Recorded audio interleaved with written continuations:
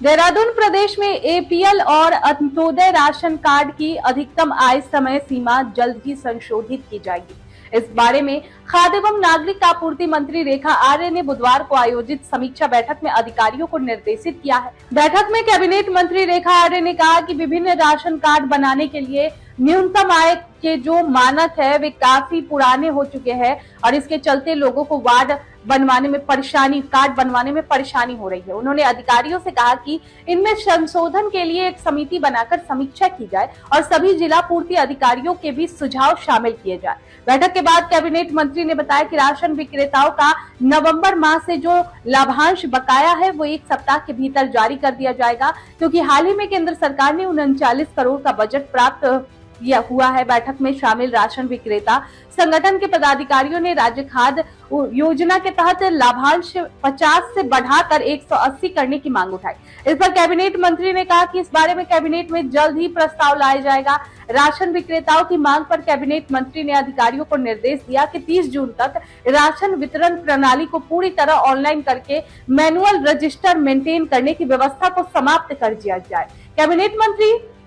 रेखा आर्य ने बताया कि राशन कार्ड बनाने के लिए अब तक नए सॉफ्टवेयर का इस्तेमाल किया जा रहा है और इसमें कर्मचारी को किसी भी तरह की परेशानी ना हो, इसके लिए जल्द ही सभी जिला पूर्ति अधिकारियों और निरीक्षकों को ट्रेनिंग दी जाएगी। प्रशिक्षण के लिए केंद्र से 2 ट्रेनर बुलाए गए हैं। 4 धाम यात्रा को देखते हुए सभी जिला पूर्ति अधिकारियों को निर्देश दिया गया है कि अगले 3 माह का राशन जल्द से जल्द दुकानों तक पहुंचा दे, जिससे कि राशन वितरण में देरी ना हो। एलपीजी गैस आपूर्ति की समीक्षा करने के बाद कैबिनेट मंत्री ने बताया कि प्रदेश में घरेलू और व्यावसायिक सिलेंडरों की आपूर्ति अब पूरी तरह से नियमित है और कहीं से कोई भी गैस की कमी की शिकायत नहीं आ रही है। बैठक में विभागीय सचिव एफ फैनई, खाद्य आयुक्त बंसीलाल राणा, अपर आयुक्त पीएस,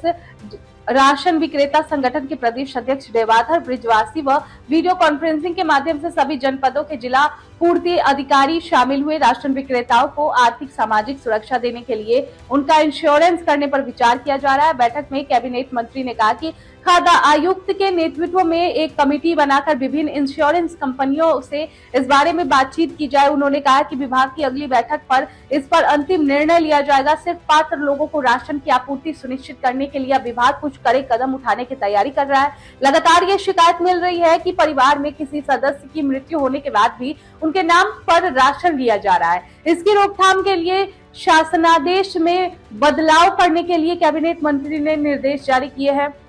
उन्होंने बताया है कि अगर निश्चित समय के भीतर मृत्यु की सूचना देकर मृतक का नाम राशन कार्ड से नहीं कटवाया जाएगा तो राशन की रिकवरी और कानूनी कार्रवाई के प्रावधान भी किए जाएंगे। की बैठक में हमारे सस्ता गल्ला विक्रेता उनकी जो एसोसिएशन है, उनका जो फेडरेशन है, उनके पदाधिकारियों के साथ में भी बात हुई। उनके कुछ विषय जो लगातार रेस कर रहे थे, तो उन विषयों पे चर्चा हुई, जिसमें सस्ता गल्ला विक्रेताओं का जो लाभांश और भाड़े की धनराशि है वो नवंबर माह तक मिले जाने की बात कही गई थी और उसके बाद में जो है वो धनराशि अभी उन्हें प्राप्त नहीं हो पाई है, जिसको लेकर विभाग को दिशा निर्देश दिए हैं। और जानकारी में आया कि 39 करोड़ की धनराशि जो है वो विभाग को आजकल में ही प्राप्त होगी और उसे 1 हफ्ते के अंदर समान रूप से 13 जनपदों में दिए जाने के निर्देश दिए हैं, जिससे हमारे सस्ता गल्ला विक्रेताओं को सहूलियत हो जाएगी। इसके साथ ही हमारे सस्ता गल्ला विक्रेताओं का एक विषय और था कि हमारे जो बेस गोदाम हैं और हमारे जो गोदाम हैं उनमें हमारे कांटे नहीं लगे हैं, लेकिन बेस गोदाम हमारे जो 8 है उनमें अभी धर्म कांटा नहीं लगा, उनको धर्म कांटा लगाने के निर्देश दिए हैं। और हमारे शेष जो गोदाम हैं जो विभाग के अंतर्गत है, उन गोदामों में इलेक्ट्रॉनिक कांटे जो है वो लगाए जा चुके हैं, ऐसा उनको भी अवगत करा दिया ताकि किसी भी तरीके से घटतोली ना होने पाए। इसी के साथ ही कैबिनेट एसएफआई के लिए भी उनका एक विषय था कि एसएफआई की जो राशन में जो है मात्र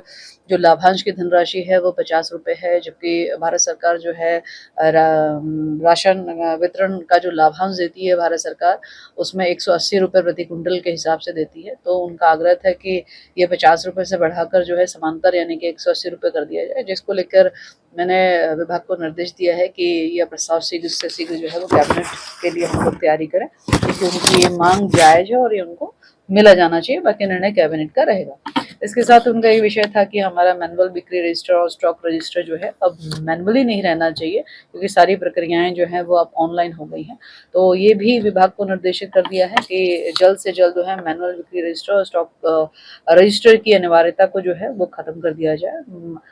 विभाग ने 30 जून तक का समय मांगा है, संभवतः 30 जून के उपरांत में सभी प्रक्रियाएं जो है वो ऑनलाइन हो जाएंगी। इसके साथ ही हमारे सस्ता गल्ला विक्रेताओं ने अपने इंश्योरेंस के संदर्भ में भी कहा है, तो उसके लिए मैंने उनसे भी सुझाव मांगा है कि उनको क्या लगता है कि किस दिशा में कितना इंश्योरेंस, उनकी सहभागिता, विभाग की सहभागिता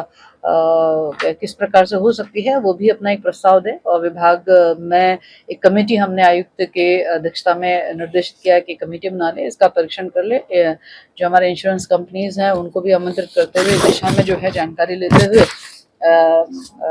उसका परीक्षण कराएं और फिर उसके बाद में हम लोग उस पर निर्णय देंगे आगे भविष्य में। लेकिन उनका इंश्योरेंस होना चाहिए, इसको लेके हमने अपनी विभाग की या सरकार की जो स्पष्टता है उन्हें क्लियर कट बताया है। एक और विषय उनका था कि हमारे सस्ता गल्ला विक्रेताओं को मानदेय जो है वो मिले, तो उसके लिए भी पूर्व में एक कमेटी गठित है। तो उनको मानदेय मिलने का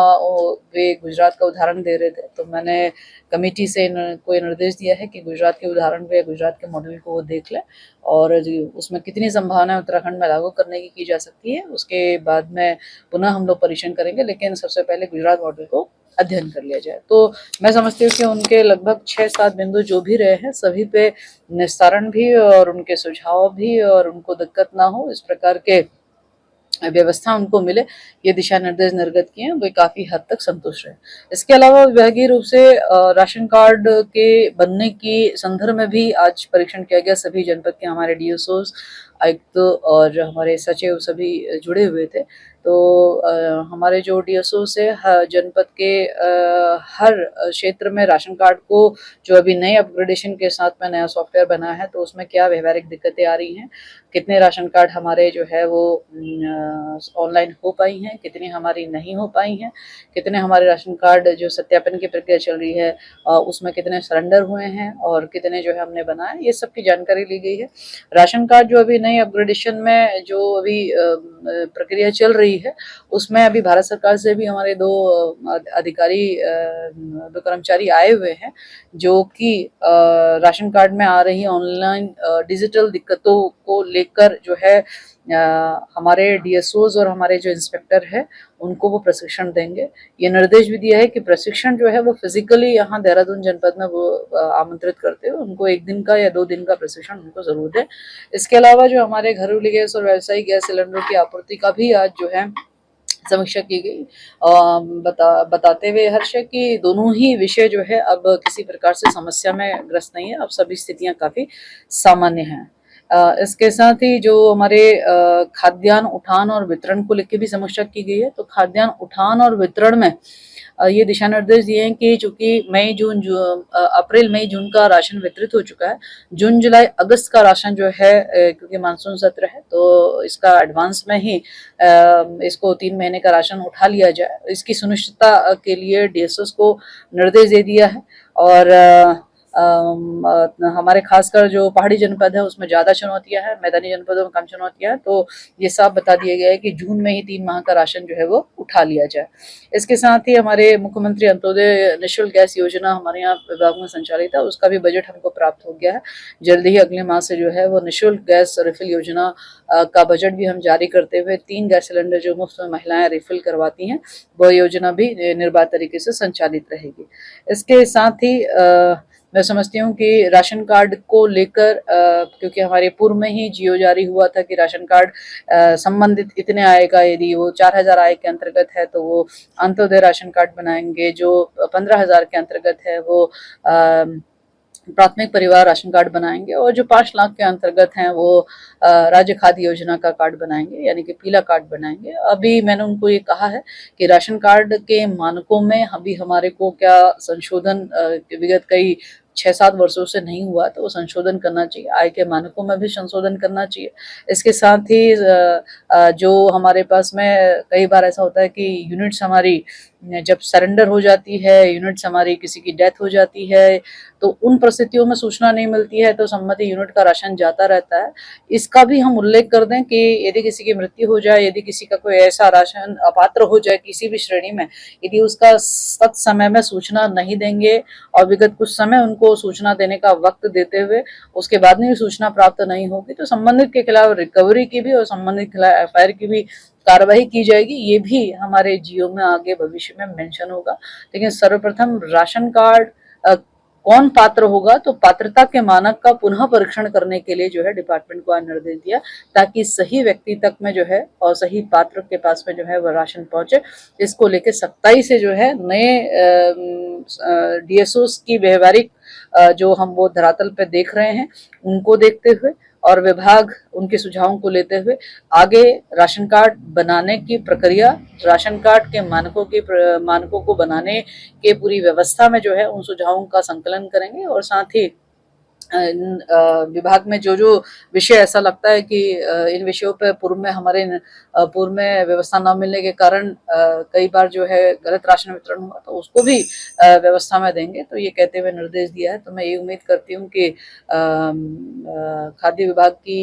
इस समीक्षा बैठक में निश्चित रूप से हमारे, चाहे वो हमारे सस्ता गल्ला विक्रेता हो, चाहे हमारे राशन कार्ड धारक हो, चाहे हमारे नए अपग्रेडेशन में राशन कार्ड बनने हो, सभी में वो नई पूरी जो उनकी दिक्कतें थी उसका भी समाधान हुआ है और आगे तेज गति से काम करेंगे, ऐसा विश्वास है।